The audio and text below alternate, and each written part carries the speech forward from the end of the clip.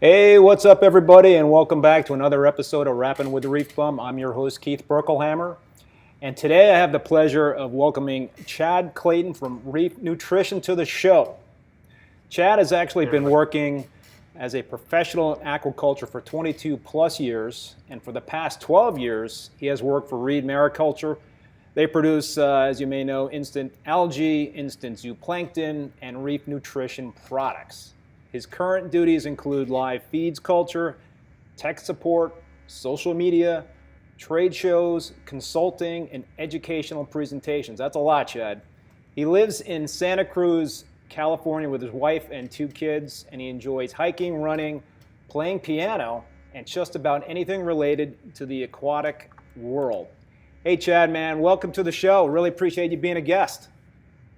Thanks, Keith. I appreciate you having me on. It's great. So, Chad, obviously these are interesting times, and I hope you and your family are doing well and staying safe. Yes, we are. I'm actually very, very happy to be employed. The aquarium hobby is still moving full steam ahead, yeah, I'm very fortunate to have been working through all of this even since March. For all of those people that are not working, my heart goes out for sure. So now, all the facilities out in California, all the personnel working in the, at least remotely in California, or some obviously have to be at the facility? Yeah, at our farm, we have like 3 people out of the 19 employees that are working remotely, but everybody else needs to be at the farm because all the jobs are pretty much hands-on. Maintaining 1.5 million gallons of algae and zooplankton requires a lot of hands and a lot of eyes and a lot of ears,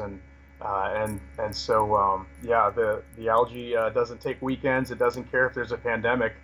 So we just got to keep the machine rolling, and it's cool that we don't have that many employees. Most of us are pretty much kind of like on an island, on our own island at the farm. We are all doing our own individual things. We're not really indoors. We're in greenhouses. So we're not in offices. Very in close proximity to each other. There's none of that, so it's the distancing is no problem for us. Yeah, no, that's important. I think you guys sound fortunate. A lot of other businesses, it's not as easy, I imagine. So, folks, we have a great opportunity here with Chad on the show, and we welcome you to type in your comments into the chat section. I see Reef KPR is here. What's up? How you doing? Hey, Phil. It's Phil. All right, yeah. Phil's tuned in before. So, yeah, folks, certainly chime in with questions. I have a lot of questions for you, Chad. And, Chad, you also, I always ask my guests to, if they can, provide a video. And so Chad did provide a behind-the-scenes video for the facilities there at Reef Nutrition. So we're gonna play that in a little bit. But so Chad, another thing that I typically do with my guests is I ask them kind of like how they got into the hobby, how they got into the business. So what's your story there, Chad? How did it all develop for you? Oh, well, it started off as a hobby for sure. When I was 14 years old, I got my first saltwater aquarium. It was a 55-gallon tank and under gravel filters and cheap, terrible lighting, and that's kind of how it all got started. I used to go to the Shed Aquarium in Chicago as a kid and just loved it. My parents would just sit me down in front of the Lake Michigan tanks, and I would just sit there and stare at them and memorize fish names and then tell people as they're walking by what they're looking at. So you can imagine some little kid doing something like that. It was, it's quite comical. But yeah, that's kind of how it all got started for me. And then I decided once I was ready to graduate high school, I would go to college for marine biology and aquaculture. And I kind of had an inkling that I wanted to be breeding fish and be involved in aquaculture in that aspect as far as the aquarium trade goes and breeding aquarium fishes. So clownfish was where it was at. And yeah, I got a lot of experience culturing live feed organisms at a variety of jobs that I've had.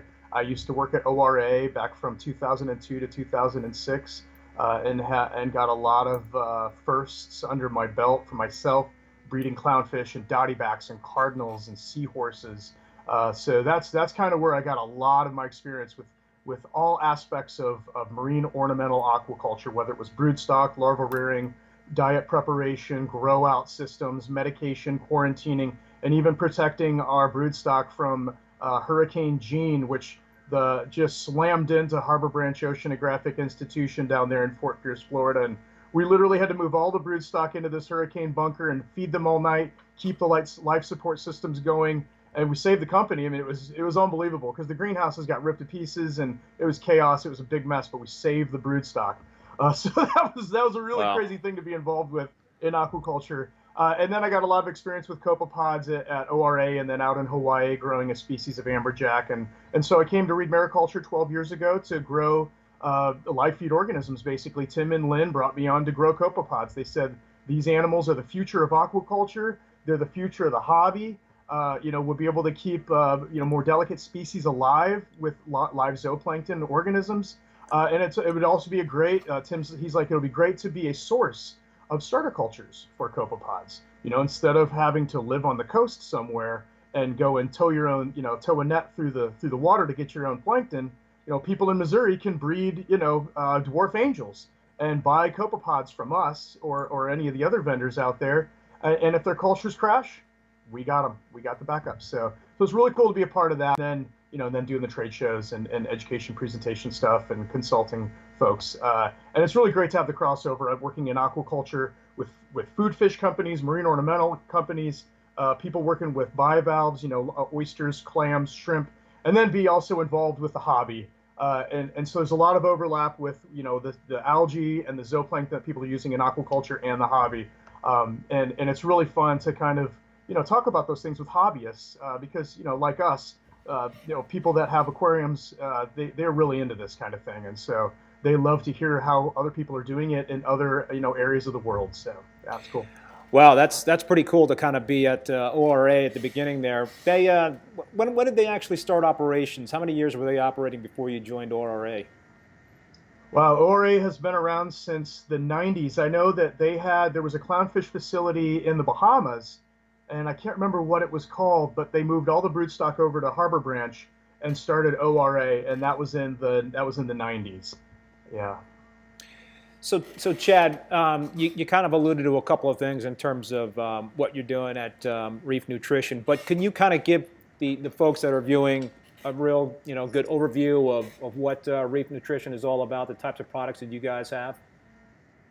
Yeah, so we produce and manufacture coral and fish food, and all of our foods, well, most of them are liquid suspension in bottles. Refrigeration keeps everything stable, and so a lot of people like to use our products because they don't need to mix it with anything. They don't need to thaw it out. They just simply can squirt their dose or measure their dose, put it in their tank, and put the bottle back in the fridge. We also specialize in live copepods, so people that are looking to keep animals like mandarins and pipefish and seahorses alive long term can rely on us for live copepods, live zooplankton organisms for those animals. And we also sell a pelleted food that's being used in aquaculture, TDO, and a lot of hobbyists are now using that. Works great in an auto feeder, and people are feeding it to corals and fish. And so, with products like the Phyto Feast, which is a phytoplankton blend, that's our top product.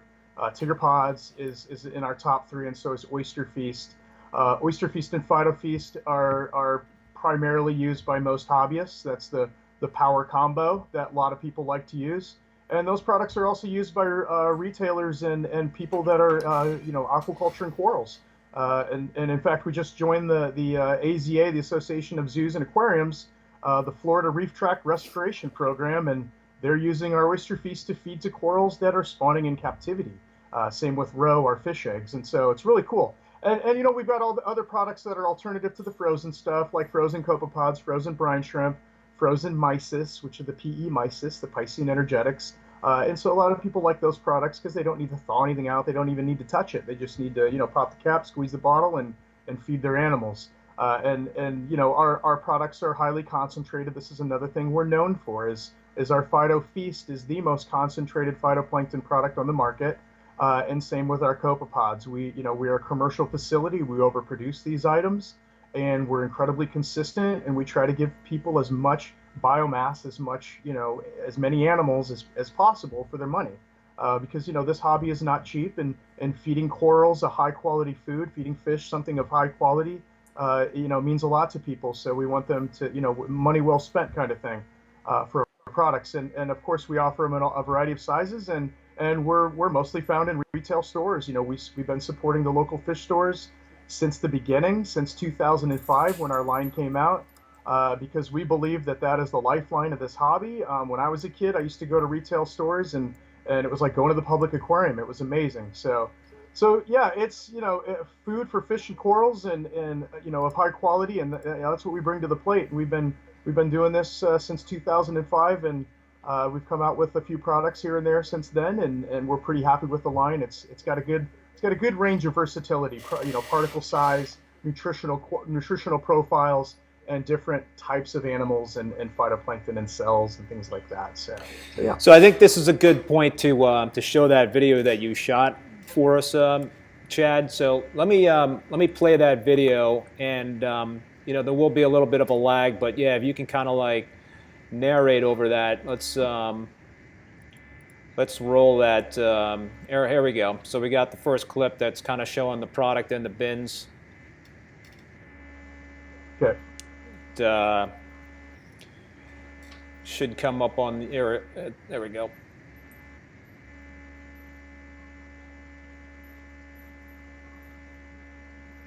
Oh yes. So yeah, this is our shipping cooler. So we have two giant coolers that are walk-in coolers. We can push carts in and out of them. And this is how we stage our products. So the guys that work in shipping, we have two shippers, Mark and Scott, and this is how we line up the products for them to pull them. And they get there typically really early in the morning, pull all the products they need, and everything's well organized.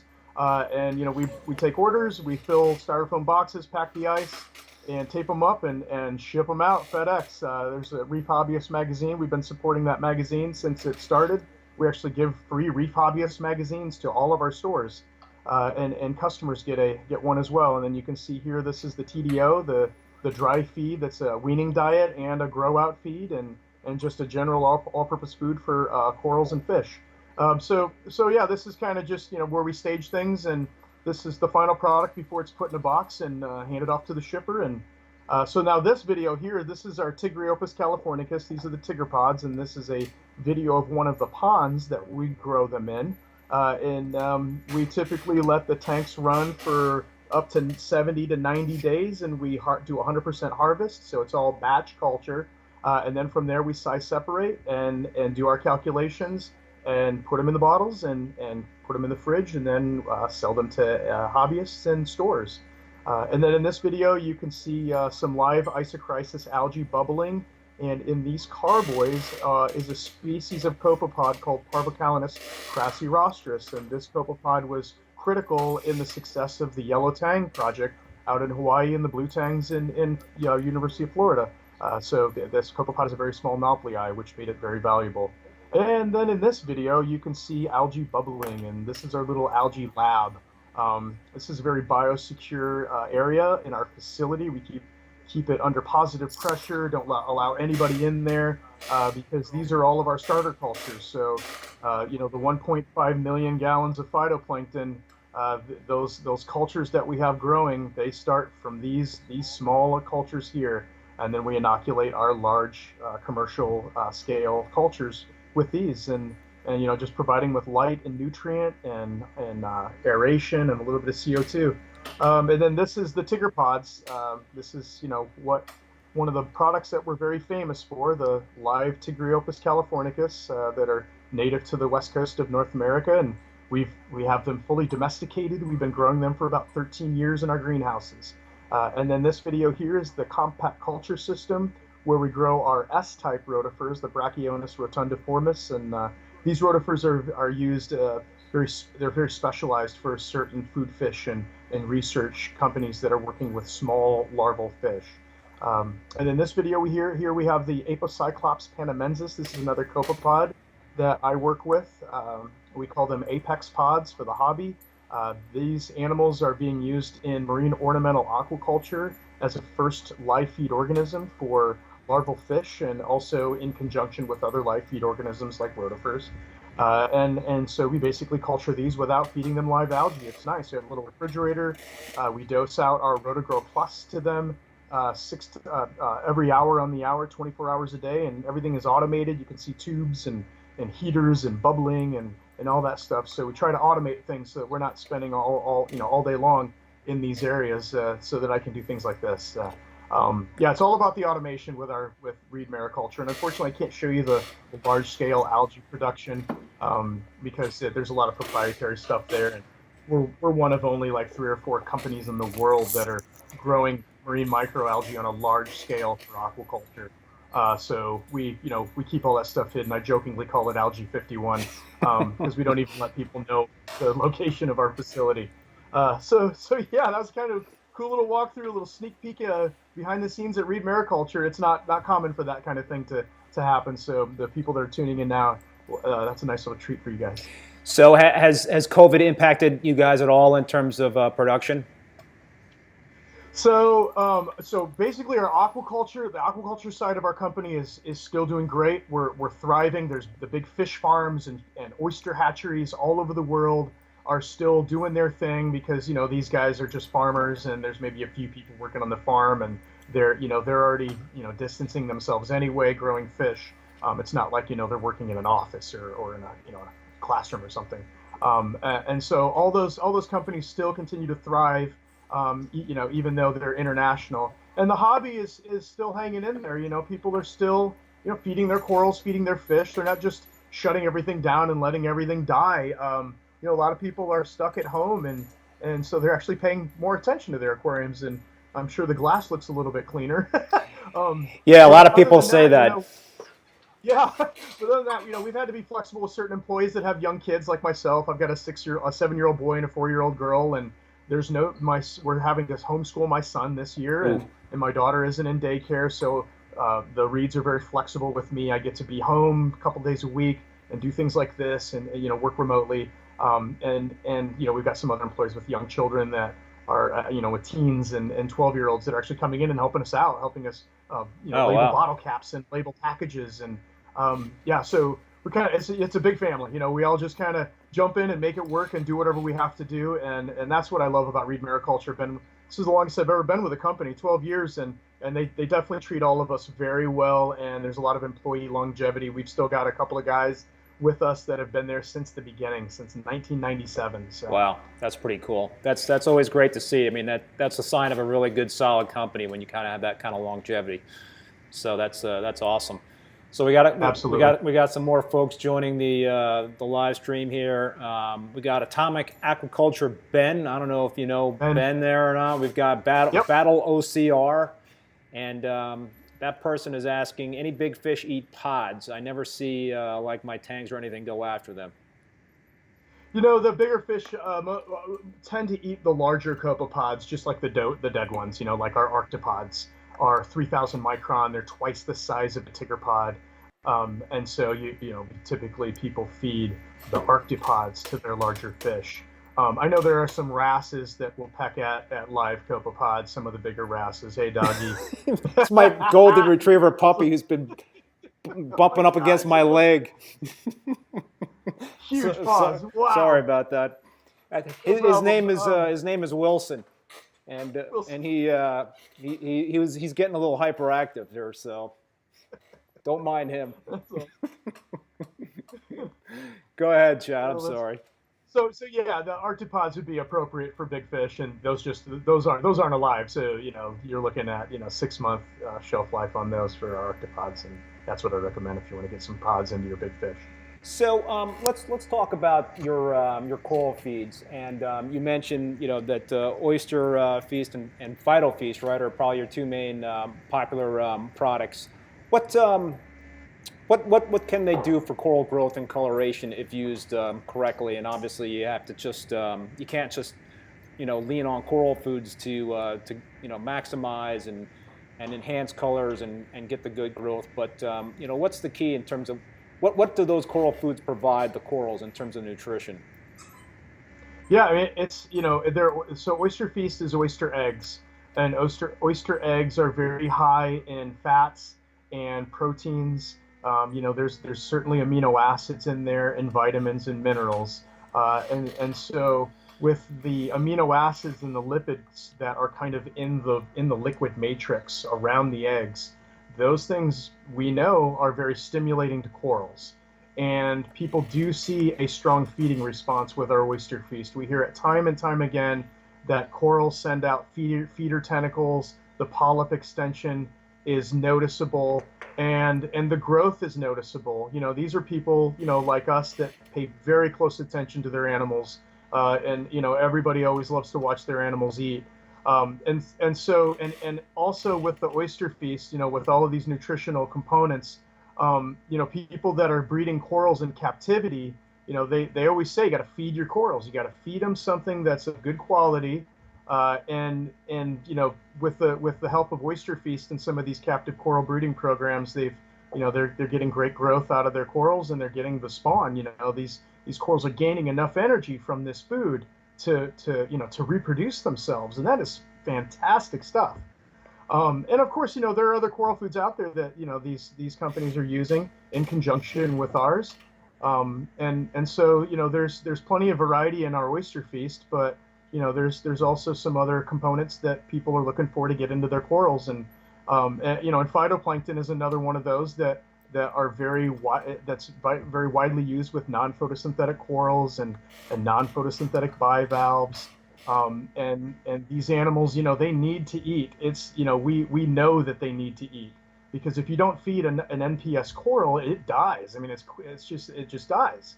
So kind of these living testimonials, these corals, these gorgonians, and tubastria, and all these other things that are surviving with phytoplankton with consistent feedings. The proof is there with those animals being alive, and in some cases they're reproducing themselves. So yeah, and with the phytoplankton, our Phyto Feast contains 6 different species of phytoplankton, and every one of those species has its own nutritional profile. Some of them are very rich in omega-3 fatty acids. Some of them are very rich in sterols, vitamins and minerals, and then you get the carotenoid, the pigmentation components of those of Phyto Feast, all those phytopigments, which are only produced by phytoplankton, and they get into the animals and they enhance the pigmentation. A classic example of an animal that gets pigmentation from its diet is a flamingo. You take the diet away from the flamingo, and the pigmentation goes away. It fades out.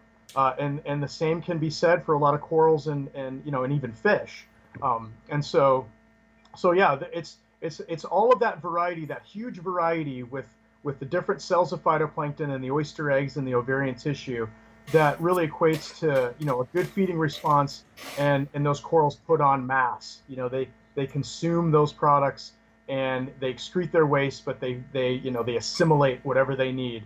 And then there's different ways to feed our products. So some people will broadcast feed, and some people will target feed, and we have instructions on our bottles for both methods. And of course, you can overfeed anything. So we always recommend people start off conservatively, and go from there, because every tank biologically is different. Everybody's got different bacterial populations, a different number of mouths to feed. Some people are chocked full of SPS, and some people just have, green star polyp and mushroom corals.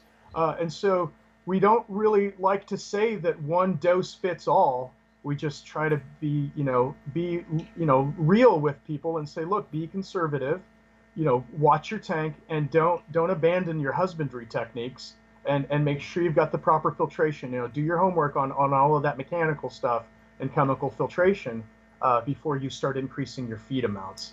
So yeah, that's, and we also do a very good job of offering larger volumes of these products for people that have huge tanks, or people that are running a store, or like SeaWorld, who has an 8,000-gallon system for captive breeding of corals.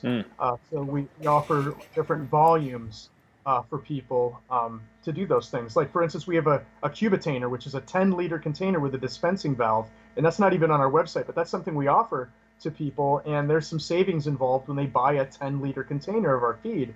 But these are the people that have coral aquaculture facilities that are using this kind of right thing. So yeah, and then the shelf life is very good as well. So I used to use both Oyster Feast and Phyto Feast in my 225-gallon tank, which I'm not running currently. But actually, the background picture on our live stream is a shot from that tank, and it was just SPS dominant. Do you recommend if you've got an SPS dominant tank, is that the best combination, or would you say Oyster Feast by itself is probably the best way to go for an SPS dominant tank? I've heard of people that have said SPS corals consume phytoplankton, and so I don't know if there's any concrete research on it. There probably is. I just haven't looked into it. But most people feed our Oyster Feast to SPS corals alongside with the fish eggs, our roe. Oh, really? Which are cod and haddock. Yeah, the cod and haddock eggs. So those two are the most common feeds for individuals or companies with SPS dominant systems. And are they broadcast feeding those? Most people broadcast feed. Yeah. So the people that I typically see target feed are target feeding like LPS corals. Yeah, that makes sense. So you mentioned, Chad, that Oyster Feast has aminos in it. Would if you're using Oyster Feast, do you really don't have to bother dosing a separate amino acid product, or does Oyster Feast work well in conjunction with something just solely aminos that you would be dosing? Yeah, we have customers that feed Oyster Feast exclusively, and they report that their corals have good coloration and good growth and good feed response, and they don't dose the amino acids. And I always tell people, of course there's amino acids in oyster eggs. There's proteins in there, and what are proteins made of? They're made of amino acids, and so all of those things are in there. And there's even free amino acids in our Oyster Feast, which are not bound in peptide or protein form, and so corals can absorb those, and those things are very stimulating. And that's another thing that I will mention is that Oyster Feast, once it's added to the tank, the corals, it takes a little bit of time for the corals to kind of wake up and smell the roses, so to speak. And then they start to get into more of an aggressive feed mode, and that's when individuals will follow up with like the roe or the roti feast, because then those corals are kind of in this more aggressive feed mode. They're capturing the food particles. They're in active consumption. They're swelling. Those hydrostatic membranes and things are filling up and swelling. So, the Oyster Feast really is what makes the powerful feed response. Gets them going, and then they're consuming the oyster eggs, and then you can follow up with other things. Is it recommended to feed these feeds for corals at a certain time of day? Do you need to turn the protein skimmer off?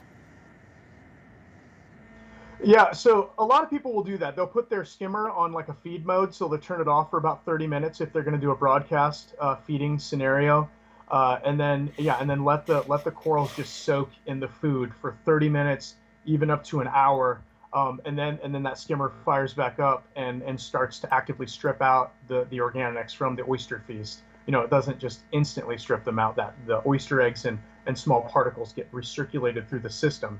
Because they're very small. They're smaller than 200 micron, and most people don't run bags that are much smaller than that because they just get clogged. And then as far as feeding times of day, it's kind of all over the board. A lot of people will feed during the day, and people will feed at night. And so I don't know which one is more appropriate. I know some corals do better or some corals are more active at night. And so there might be some credence in feeding your corals at night. Of course, it would take some observation and and experimentation, but for the most part, people feed during lights on. Yeah, that's what I've done when I've used your products. Is I just basically would feed in the early evening when one of the times when I'd be feeding the fish, I would just kind of mix it in with the fish food and kind of broadcast feed it. I don't even think I turned the skimmer off, but it definitely seemed like I was, my animals were, corals were benefiting for sure.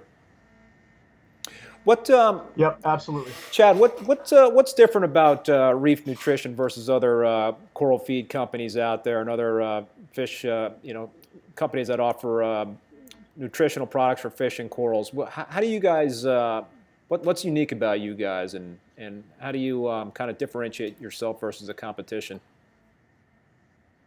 Well, one thing that sets us apart is the liquid suspension aspect of our feeds and just how easy they are to use. And refrigeration is the preservative. Basically, we don't have to add any extra chemical preservatives to stabilize the products for like a room temperature scenario. And also, our products are individually specific. So we don't take a bunch of things and bake them and combine them into a powder, and we don't just grab a bunch of ingredients and just combine them into a single product. We like to keep all of these things separate so that the hobbyist can use the individual products as they need them, and use the phytoplankton when they just need phytoplankton, use the roe when they just need roe, and it gives them the luxury of kind of switching back and forth between these different feed types. And also, we produce some of these foods ourselves, and one of the things that sets us apart from all the phytoplankton producers out there is our ability to grow phytoplankton on a massive scale, on a commercial scale, and pack a lot of biomass into a bottle. So our PhytoFeast 6 ounce is 20 times as concentrated as any of our competition. And our basic layer algae is 45 cents a gram, and our top competitor is $9.22 a gram. So if you're buying phytoplankton from somebody else, you are most definitely not getting what you pay for. There's nothing wrong with the phytoplankton that those people are selling. It gets eaten. It just gets eaten a lot faster, and you can feed it out way faster. And also our phytoplankton, our PhytoFeast, the algae's not alive, and so we can keep it. The hobbyist can keep it longer. We're talking 9 months is our best buy date for our PhytoFeast. We just extended it after extensive testing and customer feedback. And what's great about corals and invertebrates that are filter feeding, they could care less if it's alive or not. There's people that have kept fish alive for decades on dead things, on prepared foods, and the same goes for corals. And so that's a huge thing that we bring to the hobby. Nobody even comes close to the amount of algae that we harvest. We harvest more algae in one day than all of our competition combined, probably in a year. And so it's significant what we bring as far as that goes. And then the copepods, we're just very consistent with our live copepods. We've got some very good protocols in place, and we're very consistent. And that's another thing that people rely on us for, is the consistency. Every bottle is the same out of every single batch. We have very rigorous testing. We actually look at our phytoplankton and our zooplankton under the microscope every single day. And we also have a very strict biosecurity plan at our farm to prevent contamination, because we have learned in aquaculture over the decades that contamination can bring a company to its knees, and everybody loses, including the lowest paid employee and the owner of the company. And so we have a very strict biosecurity plan in place. We don't allow people to go surfing, fishing to a public aquarium and come to our farm, any of our employees. And we also have a workflow where people are not allowed in certain areas because they're considered contaminated. And when we first got this rolling, and some of our employees that are no longer with us were kind of ignoring these biosecurity rules, they just got sent home without pay, because we can't risk our facility, and we certainly can't risk selling somebody, a live feed culture of rotifers that's contaminated, and then contaminate their facility with what we've sold them. And so we take those things incredibly seriously, and this is what has kept us at the top. And product quality is huge, and product consistency is huge. And then there's the tech support that we offer, because a lot of people don't understand algae and some of these feeds and how to apply them, and so they come to us, whether they're academics or they're the Department of Natural Resources, or a fish hatchery or an oyster hatchery. And so we have our finger on the pulse of aquaculture, and so we have a good understanding of how these feeds can be applied to a number of animals in aquaculture. And a lot of these people could do their own research. Google is there, but they come to us, and we give them the best advice we can after doing our own research. And we even give advice to people that are using our competition's products. So what percentage of your products are sold to professional institutions, aquariums versus reef keeping aquarium hobbyists? So I'd say on the Reef Nutrition side, the majority of the products, probably what, 70% of the products are sold to hobbyists, to stores and hobbyists, and then the rest is like public aquariums and academics, and a variety of other weird things. Some people do environmental testing and molecular biology on some of our feeds, and so yeah, that's how it goes. And then basically for our entire company, aquaculture is the majority of what we do, and then Reef Nutrition. So it's like 60-40. So we do have, we are spread out pretty good. We have a good portfolio as far as our customer base goes. And we have some pretty random customers. In fact, SpaceX just reached out to us about potentially sending copepods up into space. And I was like, what? They asked me if they could handle being, put in a rocket and sent into zero G. And I was like, that is probably going to be the weirdest question I've ever had. Well, and so it's not like there's going to be a devastation of life if it doesn't work out, right? Yeah, and they've sent all kinds of animals up, Drosophila and frogs and all kinds. Yeah. Like, yeah, copepods are going to have no problem going up into probably space. It's just like nothing. Yeah, I was just like, can I get my logo on the rocket? Yeah, there you go. Branding opportunity. Yeah, no kidding. So Chad, let's. I have a lot of questions about coral since I'm like an SPS nut. So that's kind of like where my questions are coming from. But again, folks that are viewing, if you have other questions that you have for Chad, please ask away. And we see Inappropriate Reefers in the house. What's up there, Moki? Hey, Moki. Hey, man. He says that SpaceX bit is awesome.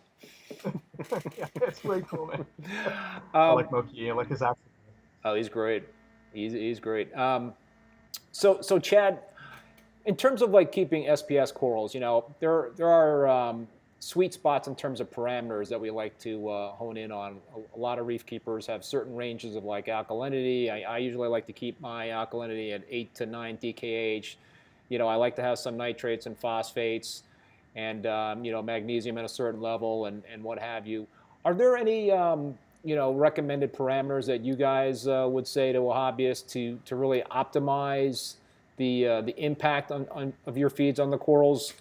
Should hobbyists just kind of shoot for the accepted ranges for what I just talked about, or does it help to have like an ultra low nutrient type of system for your feeds, or can you have a dirty tank? Any impact in terms of the tank itself and your feeds? Yes, as far as that goes, I would say that if you're providing a healthy environment for your corals, the best possible environment you can, and this is water parameters and also lighting and having your corals at certain levels in the aquarium where they're getting the best lighting that they need. I'd say if you're doing all those things and you're giving your corals the best possible environment they can be in, then they are going to have the best chance of consuming a lot of food and gaining mass from the nutrition. Whereas a coral that's struggling and is unhealthy and is in a system where maybe water quality isn't optimal, those corals, even if you're feeding them, they still might just be on the downward track to dying because of the poor water quality or because the lighting. There's some issue with lighting. And so, yeah, I would say that, follow the general practices for your specific coral types. And this can be certainly tricky for mixed reef tanks. I know that. And I would also say zero nutrient is a bad idea. Zero nitrate, zero phosphate is just a bad idea. And what's great about our products and, all feed types is that life contains phosphorus. It contains nitrogen. Proteins have amino acids. Amino acids have the amino group, the ammonia group, and so our products will increase those things certainly. But if you're using the proper dosage and your corals are healthy and you're using the proper waste export, because what goes in must come out. Whatever the corals don't assimilate into their body, it's waste, and it's drifting around in your glass box. and it's not going anywhere. It's not going to evaporate. So you most certainly need to do your testing and your husbandry techniques. And don't rely on feeds like live algae to do that for you. I would never in a million years say, go ahead and get rid of the skimmer and forget your water changes because you're feeding your tank live algae. Because live algae will consume nitrogenous waste and phosphate, but it's still in the tank. The algae consumes it, but that algae cell doesn't suddenly disappear with the nitrogen and the phosphorus. It might get consumed and they're broken down again, and that the ammonia and the phosphate is still in the system. So those are just things that people just always need to keep in the forefront of their minds with aquariums. So yeah, that's a good question. And some corals can handle a dirty system. And there are people that feed very heavily, but they also do heavy maintenance. Now I know people with NPS tanks that are just look unbelievable, and they're feeding a ton of our products. They're feeding it heavily, but they're also behind the scenes doing a lot of maintenance on their water, on their systems. And those are things that you just don't see, but you most definitely should ask those people what they're doing. Yeah, I really believe in a high import, high export type of system. That's what I've always really done. Feed heavily. If my nitrates and phosphates are low, I mean, yeah, I've dosed nitrates and phosphate, directly to the tank, but I'd rather not. I'd rather feed more in terms of the fish food and the coral food to, up the nutrients in the tank. But I do have a lot of SPS, and they just suck up a lot of the those elements. So I do have to dose a lot sometimes. But yeah, I think it's always better to try to have that type of what comes in, what comes out type of system. So in terms of regular water changes, good protein skimming, that sort of thing, siphoning out detritus, I think are all really important, and that allows you to kind of put in a lot and take out a lot and have a healthy system.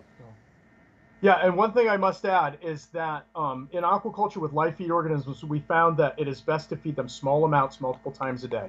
And this could also apply to an aquarium, and we do have some very motivated hobbyists that have hooked up refrigerators in their cabinets under their tanks or next to their tanks, and they are dosing our feeds semi-continuously. So they've got their little dosing machine inside the fridge with our bottles and lines going into the bottles. And those dosers are dosing maybe every hour or maybe every other hour, small amounts of feed, so those corals aren't going through a big food blast and then a 23-hour starvation period. And so this is something that's very interesting, and it takes some ingenuity. I know one guy over in San Jose that I want to go visit. He plumbed his return line through the refrigerator so that when the doser turns on, it injects the food right into the return line that goes into the tank, and it doesn't back up into the bottles because the dosers, they don't allow the water to go back up through the doser. And I was like, that's amazing. Some people saw that and their jaw dropped. They're like, wow, we should have been doing that all along. And a lot of public aquariums do this. They have these automated systems where they keep our product chilled either in a thermos with ice or in a refrigerator, and they're dosing almost continuously small amounts of food to their NPS corals and to their bivalves. And so that's just something that if people want to really take it to the ultimate level with our foods, those are some ideas some things to apply. Yeah, we have some comments about some of these mini fridges. I think Battle OCR is talking about stuff that he says there's some cheap ones on Amazon that you can pick up, and Loki seems to be very interested in finding one himself. But yeah, I did not realize that people are actually doing that. That's pretty hardcore. Yeah, absolutely. And there's even wine chillers. So there's a wine chiller that goes down to 40 degrees Fahrenheit, which is totally fine to keep our products stabilized. There's a wine company called Vino Temp, and they sell this champagne cooler on Home Depot's website. And I saw a couple of people using that under their system, and it keeps the food cold, and they're just using dosers, like they're using their dosers to feed nutrient and the different things for their corals and the water. And I was like, wow, there you go, a wine chiller, that's awesome. So yeah, there's some creative ways to keep the food cold and dosed. You learn something new every day, I always say, and I didn't realize that. So I think, at the very least, what I would do is, I feed my fish 3 or 4 times a day. So I used to, feed your product just one time with one of those feedings. So I think sounds like it would be beneficial to break it up into those 4 individual feedings to at least spread it out a little bit. Yep, absolutely. And my friend that is over in San Jose that's doing this, I'm going to actually go see him as soon as it's safe, with the COVID thing, and we're going to do a live interview, and we're going to talk about his system because it's pretty cool, and it's something that I hadn't seen anybody doing before. So yeah. Yeah. So, Chad, I want to give a little love to LPS now because I've been spending a lot of time on SPS, and we talked about what you guys, what you recommend in terms of the best types of feeds, reef nutrition-wise for SPS. So for LPS and for mixed reef tanks, what would you say would be the best reef nutrition products to dose? Yeah, so I know a lot of people will combine Oyster Feast with the Arctopods, which are the large 3 mm copepods. They'll also combine our brine shrimp and our mysis with the Oyster Feast with a little bit of tank water, and then target feed those LPS corals. People are also using our TDO to target feed to LPS corals. And what's great about the dry food TDO, which is a granule and a pelleted food. It comes in a variety of sizes, so it does come in some very smaller sizes. In fact, it comes in a powder form, which is 75 to 250 micron. And so there are now more hobbyists that have been experimenting with the TDO, mixing it with some of our other feeds with a little bit of tank water and target feeding their corals, and they're loving it. And so it's awesome because TDO has that red carotenoid, which enhances pigmentation, acts as an antioxidant, so it's really enhancing coloration in like acans and euphyllia, and people are also target feeding TDO, even the pellet, the 1.7 millimeter and the 2.3 millimeter to bubble tip anemones and some of the bigger anemones. And so when it comes to LPS corals, yeah, you can get that Oyster Feast in there. You can mix it with some of the larger organisms that we work with, the copepods, the brine shrimp, and the mysis, even the roe. And they're kind of making just this really cool slurry cocktail, and adding a little bit of tank water, because we recommend that you add that tank water to kind of warm the food up. You don't want to cold shock your colonies if you're target feeding, and so it takes the edge off of that for the corals. But yeah, when it comes to LPS corals, man, they could eat quite a bit of our products. Anything goes with those guys.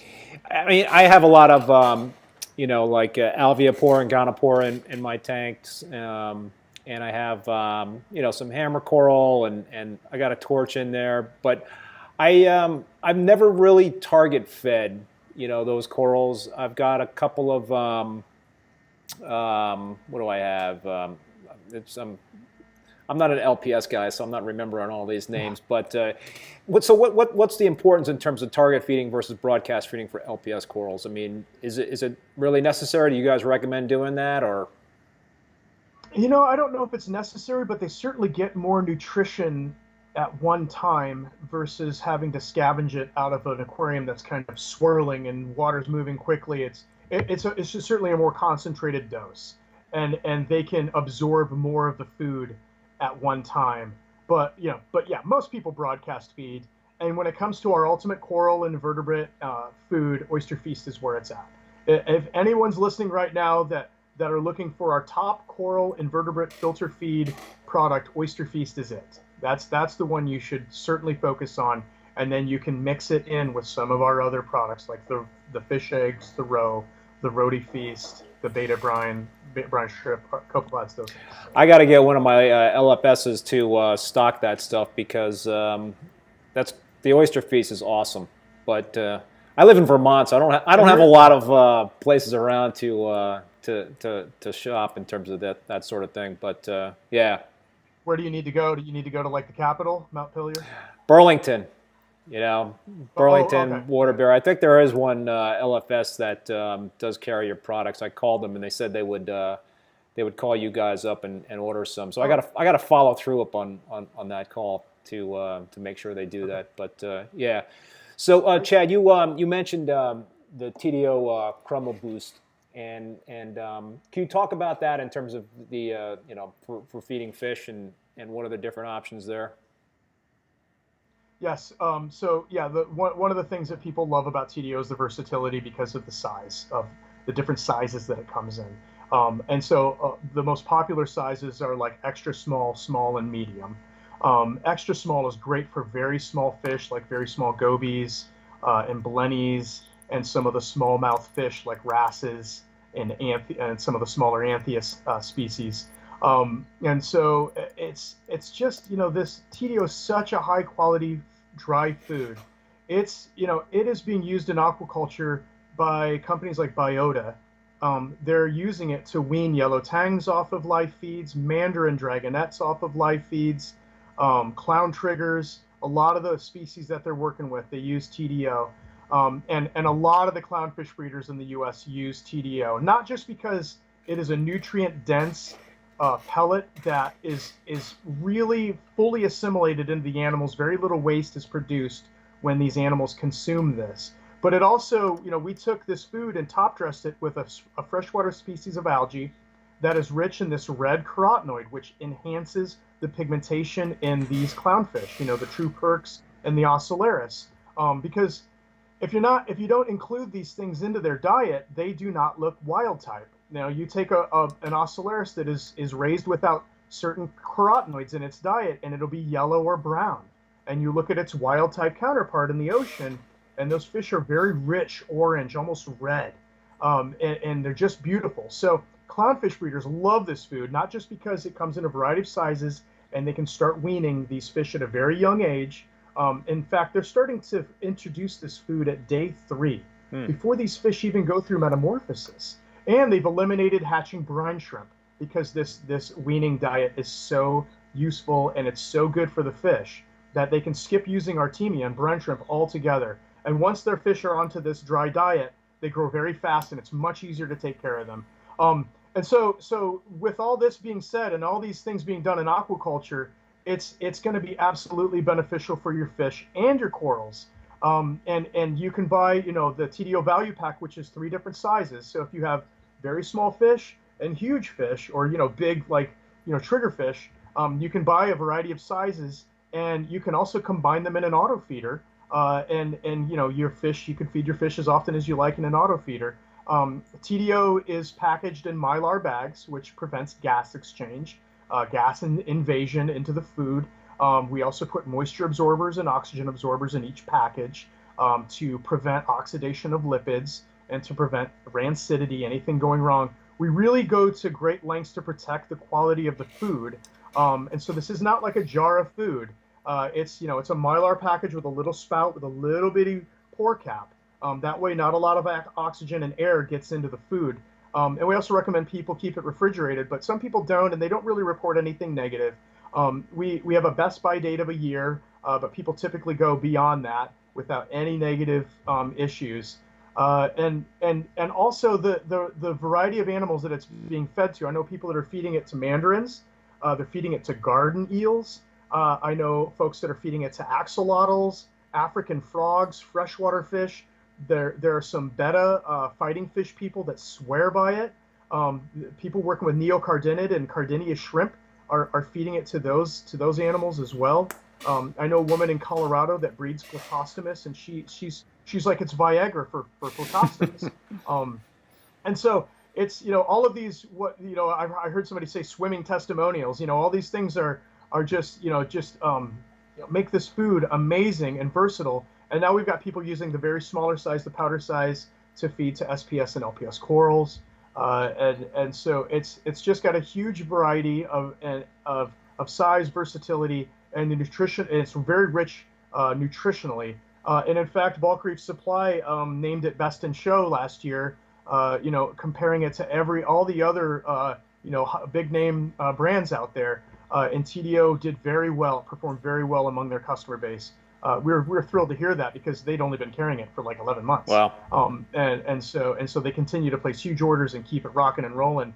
And we went with bulk reef supply because it's hard to get another dry food into a pet store. It really is. I mean, if you walk into some of the bigger stores, there's entire aisles dedicated to flake food and pelleted food. And my gosh, how difficult for a consumer. And so TDO is actually making its way into some of those smaller shops where the owners and the employees actually use the food. They swear by it, so they can easily recommend it. Here's TDO, we use it. Look at our clownfish, look at our beautiful display tank fish. They're healthy, they're colorful, and it's an easy pellet to work with, in conjunction with all other feed types. People are feeding frozen foods, that's fine. But yeah, it's a wonderful food. It's great, and I've used it myself. I used otohime, which so we buy the pelleted food from Japan. It's called otohime, and otohime is a global fish hatchery diet. It's being used in a number of applications: flounder hatcheries, sea bass, amberjack, cobia, redfish, snapper, bream. All over the world, this food is being used, and so we import it into North America. We top dress it with astaxanthin, and we package it appropriately for hobbyists. So, Chad, I want to do a time check here. We're a couple of minutes before the top of the hour, and I want to be respectful of your time. I have more questions, but if you need to, I'm good. You need to roll, you can roll. But so again, folks, if you wanted to ask questions, just put it in the comment in the chat there. But Chad, what I'm interested in also is there's options for customers to culture their own food with you guys. So you have kits that you can use to culture rotifers, right? That's correct. Yes. So rotifers are one of the most popular live feed organisms in aquaculture, in fish aquaculture.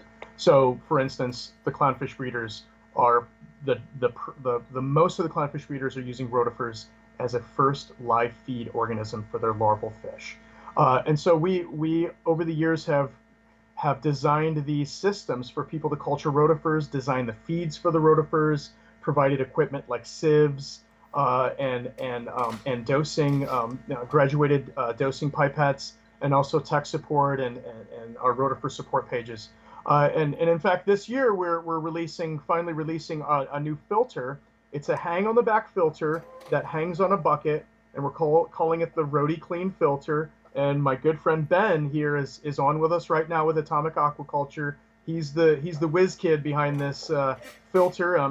He manufactures it for us, and we're going to start selling it to the people that are currently working with rotifers and anybody that wants to take on these animals. And rotifers aren't just being used in clownfish aquaculture. We have stores that are growing rotifers either in the back room or they're growing them on the show floor, and it's a great talking piece. Customers walk up and say, "What is that bubbling in that cone?" And they strike up the conversation, talk about rotifers and the benefits, and so people are feeding rotifers to their corals too. They're feeding live, fully enriched rotifers to SPS and LPS corals. They're also feeding them to anthias and some of the smaller mouth fishes, and so it's really cool to be able to provide all of that, all the equipment, the food, the live rotifers, these the contamination-free live rotifer starters, and to people. And if they have a crash, if they lose their rotifers, we got them, because we have a 2 billion rotifer culture system at our farm. In our biosecure room where we grow our rotifers, we have a 1,000-liter tank, and it is chocked full of rotifers. You can practically walk on the water. There's so many of them, and so the only reason why we grow that many is because we have fish hatcheries. Like, let's say you're in Norway and you're growing cod, and you had way more cod than you were expecting to hatch, or your rotifers crashed. Who are you going to call? So they call up Reed Mariculture, say, "Look, we need 1 billion rotifers. We need them shipped, in 2 days. Done. We got you." And so, we get all hands on deck. We get a couple people over at the rotifer room. We start bagging up rotifers because we'll do like 10 million per bag. So you can imagine 1 billion rotifers at 10 million per bag. That's a lot of bags. How do you count those things? I mean, do people get shortchanged sometimes? Yeah. So we absolutely do quantify all of our cultures. We quantify before we sell. We quantify just so that we know what we have. But yeah, what we do is we take a subsample. So this is a very common practice in science and in aquaculture. Is you take a very small sample from the large volume of culture that you're working with. You count them all under a microscope, and then you do the math. So let's say you've got a 2,000-liter container. and you count, one rotifer in a milliliter. So you just multiply that one rotifer times 2,000, and that's how many total rotifers you have. And this is what we do for our copepods, and this is what helps us be very consistent with our packaging, with our biomass, with the amount of animals per bottle per bag. And then we add in, we add in 20% extra for any counting error. We do tend to take 3 samples and then average them out, but there's always going to be sampling error. So we take that into account, and we add 20% to 25% to account for that. I'm sure folks are getting more than what they thought. So I was just busting your chops. That's all right. One other thing I'm curious about, Chad, is there a certain time when when you start a new tank, let's say, a brand new tank, and you're cycling and it's done with the cycle and you're establishing the biological bed? Is there a certain amount of time that you would recommend waiting before using your feeds for a new tank? Yeah, absolutely. So when it comes to copepods, when it comes to seeding the tank with copepods, and we offer 2 species for doing that. You want to wait till you start seeing some algae growing on the glass and on the rocks. The brown algae, the diatoms, the filamentous algae, hair algae. You start seeing those things. Typical things that happen in a new tank. Once you start seeing those things, then it's cool to add copepods, because you can dose phytoplankton, like our Phyto feast, to those copepods to provide them with some nutrition, but it's good for them to have food already in the tank that they can munch on in between feedings. And as far as our products go for, when you started to add corals and fish, you certainly don't want to go overboard. You want to be very conservative with the dosing. If you've got a tank where you've got 1 SPS coral, or I don't know anybody that has a tank and just buys 1 SPS. That's hard. Yeah, it's hard to just buy 1 stick and say, okay, I'll wait a week. Most people buy a whole bunch of them all at once, and that's awesome if you can afford it. But yeah, you want to start off with our smallest volume, a 6-ounce bottle of Oyster Feast, and be very conservative, even if you have to go with half our lowest dose. So our lowest dose recommendation is 1 teaspoon per 100 gallons per day. You can go half of that, or even lower, and just nothing good happens fast in this hobby. So, crawl first before you can stand up and start walking. Take your time, because just dumping an Oyster Feast to a tank that has, 10 frags of corals that are this big, you're just going to pollute the tank, or you're just going to spend more money doing water changes, or at best, you're going to drive your skimmer crazy. So yeah, just take it slow, and then, once you get up to the point where your tank is chock full of corals, and you can start working your way up to the larger volumes and adding more per day.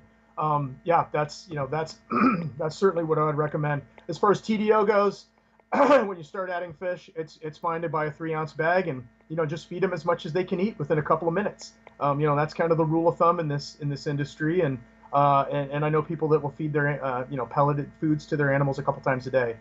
So yeah, just and you can even do it by hand. A couple pinches here and there, and even in an auto feeder where it's got you got it set very low, and it's only spilling out a little bit of food. But yeah, start slow, be conservative. Don't go crazy. Yeah, I absolutely am on board with nothing good happens in this hobby when you do it too quickly. That's for sure. Taking your time and patience, that is the key to success. Absolutely. Chad, just one more question for you. Any new products in the pipeline that we should be aware of, or? So the only new product that we're releasing is the RotiClean filter for people that want to culture live rotifers. We're having some people test it on copepods to see if copepods can thrive with that filter. So we're working on that. But as far as new products go beyond that, nothing new. We have been working on a new website for over a year, and we're actually getting ready to release it this month. We've gone with Shopify. We have a whole new shopping cart experience. We're offering subscriptions to those folks that don't have a local fish store that carries Reef Nutrition, and they want to have access to our feeds in an affordable way. We're looking at flat rate shipping for people that, East Coasters, where shipping can be, $30 for 1 bottle. That's FedEx. That's what we have to deal with.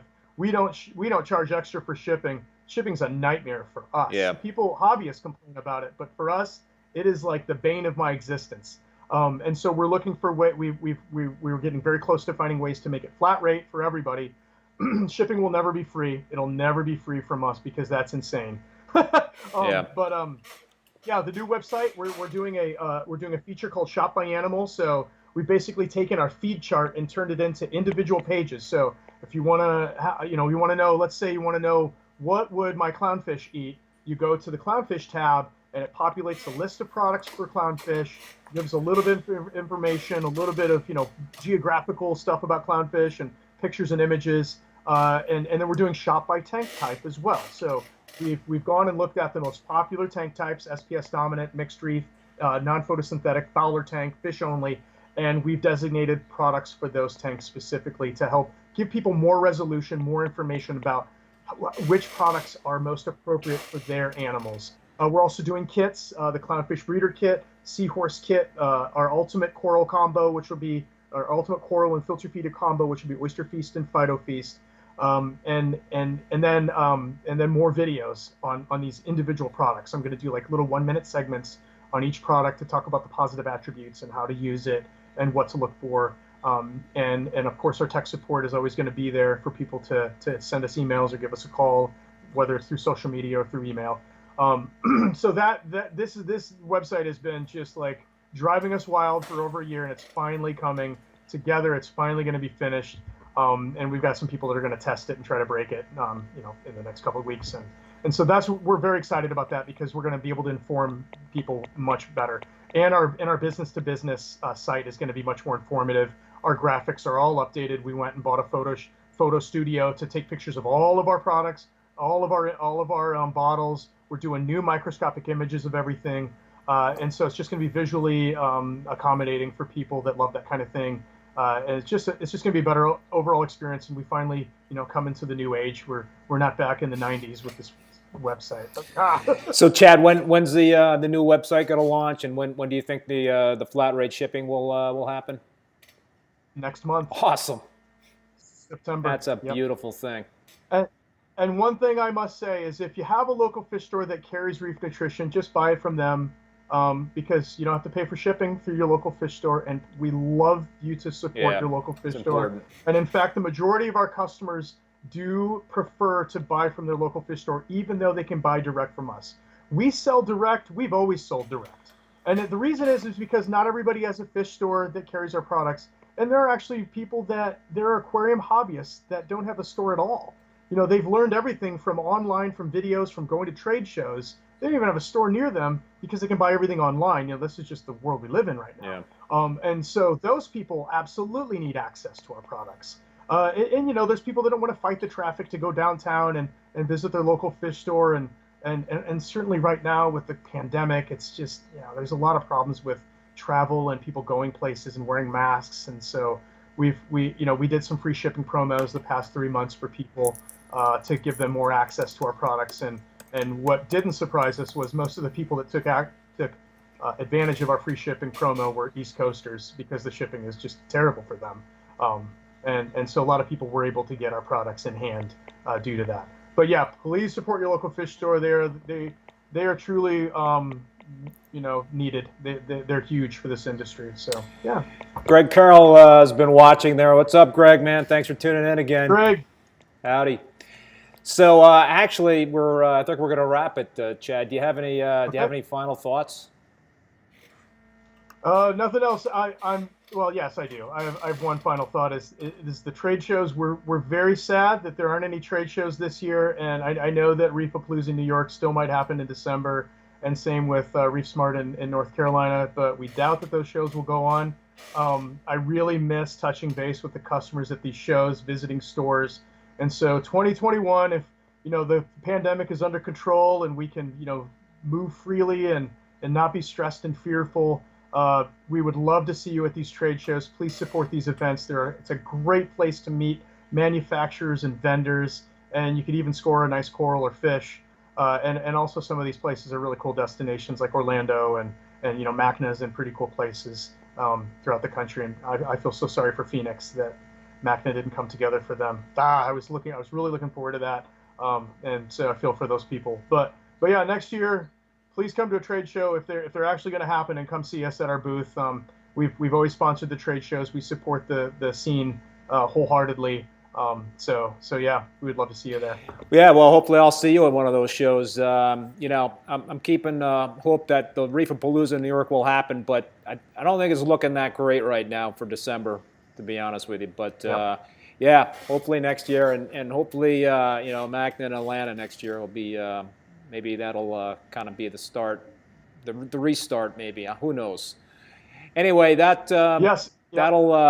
that'll do it for the show. Chad, I want to thank you, man, for being a guest on the show. I really appreciate it, and maybe we'll have you on, you know, again next year if you want to come on, and you know, talk again. But it's been awesome. So anyway, I want to thank you know, Chad for being a guest, and you know, I want to remind you folks, my next show will be next Thursday, August 13th, and this one's going to be at 7 p.m. Eastern Standard Time. And my guest is going to be Kat Dewan. Hopefully I pronounced that right, Kat. She's also known as Metro Cat. And really excited to have her on next week. So, you know, she's a well-known hobbyist and marketer in the industry, and it should be a great show. Anyway, folks, thanks again for tuning in. Be safe and be well, and we'll see you next time.